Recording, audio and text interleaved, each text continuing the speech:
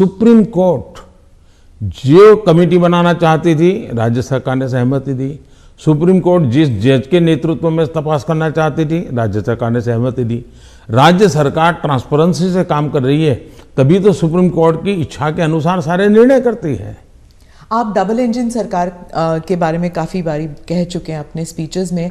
Double engine सरकार से आप विश्वास जगाना चाहते हैं इलेक्टोरेट में कि विकास जल्दी हो जाएगा अगर दोनों तरफ, मतलब सेंटर में भी और स्टेट में भी बीजेपी की सरकार रहेगी।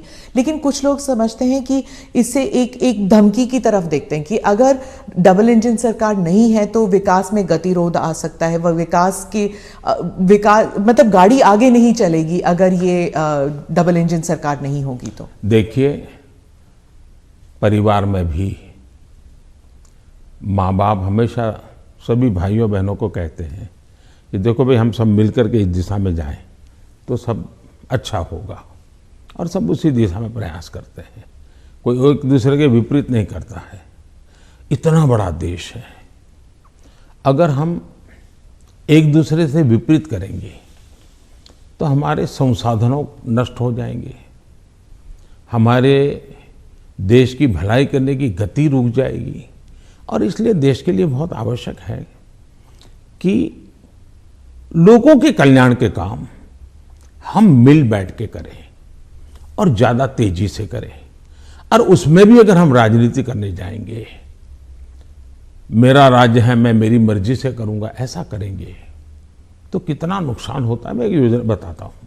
अब जैसे आयुष्मान भारत योजना, आयुष्मान भारत योजना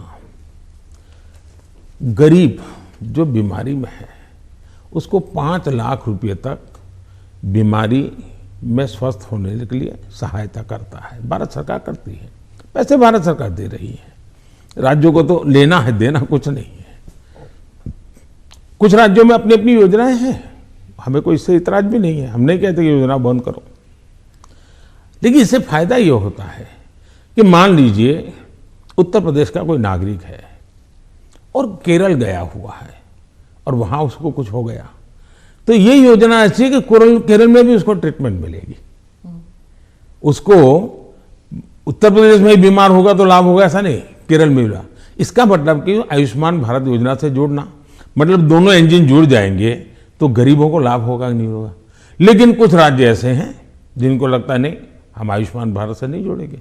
दिल्ली में क्या ऐसी सरकार है। अब दिल्ली का नागरिक हिंदुस्तान के किसी कोने में जाएगा और वहां कुछ हुआ तो उसको वो लाभ नहीं मिलेगा। अब क्या कारण है कि इसका विरोध किया जा रहा है? उसी प्रकार से हमने one nation one ration card क्यों किया कि भाई कोई भी मजदूर हिंदुस्तान के किसी भी कोने में जाएगा, एक ही राशन कार्ड होगा। अगर वो महाराष्ट्र में है तो भी उसको फेयर प्राइस शॉप से उसको अनाज मिल जाएगा। अब 2 राज्य ऐसे निकले जिनको सुप्रीम कोर्ट को डंडा मारना पड़ा, कहना पड़ा कि भाई one nation one ration card गलत क्या है, तुम लागू करो। अब इसलिए हम कहते हैं कि डबल इंजन की सरकार होती है तो गरीबों को सबसे ज्यादा लाभ होता है। अब जैसे जीएसटी कानून आया, पहले हमारे देश में हर जगह पर टैक्सेशन की सिस्टम इतनी अलग अलग थी कि विदेश के निवेशक जो होते थे उनको बहुत दिक्कत होती थी। भाई हमें एक राज्य में अगर कारखाना लगाते हैं तो हमें वहाँ इस प्रकार का प्रॉब्लम होता है, दूसरे में लगाते हैं तो दूसरा होता है। अब जीएसटी होने के कारण उनको भी सहूलत हो गई। तो हम जो ये कह रहे हैं कि भाई डबल इंजन की सरकार, हम ऐसी व्यवस्थाएं करें, अपनी विविधता को बनाए रखना है, भारत की विविधता ही उसकी ताकत है, लेकिन व्यवस्थाओं को भी बनाए रखना है। और इसलिए हम कहते हैं कि जब डबल इंजन लगता है तो ताकत बहुत बढ़ जाती है, हमारी शक्ति वेस्ट नहीं होती है। हमें इसका उपयोग सिर्फ और सिर्फ देश का कल्याण, गरीबों का कल्याण, देश के युवाओं का भला, इतना ही हमारा अर्थ है।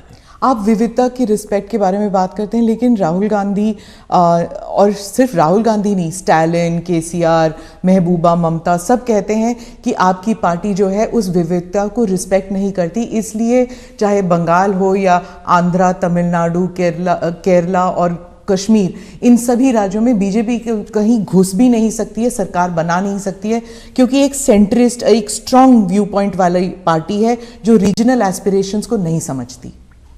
पहली बात ऐसी है कि भारतीय जनता पार्टी एक ऐसी पार्टी है जिसका ये मत है कि देश के विकास के लिए हमें रीजनल एस्पिरेशंस को एड्रेस करना ही चाहिए।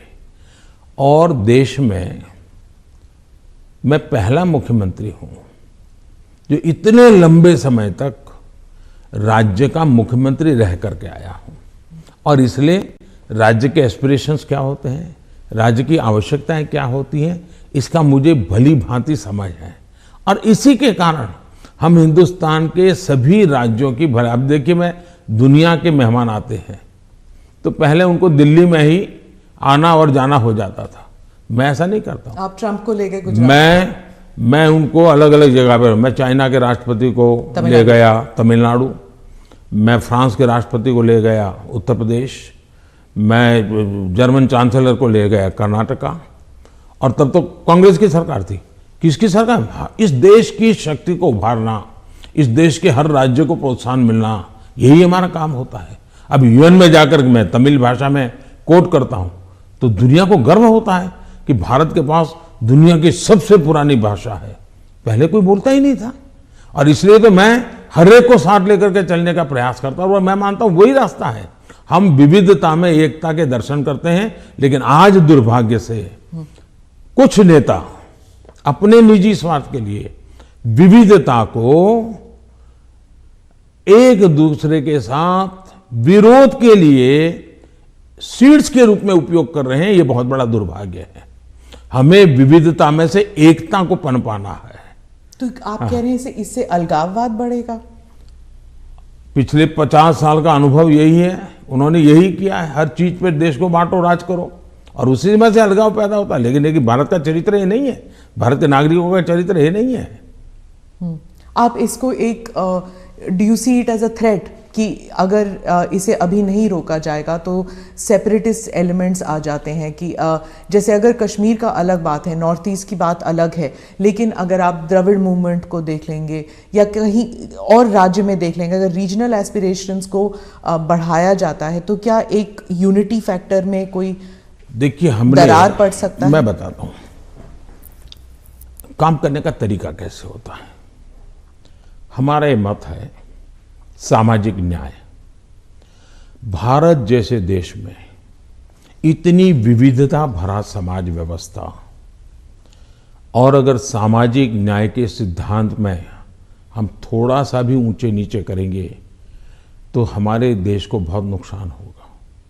इसलिए समाज का छोटे से छोटे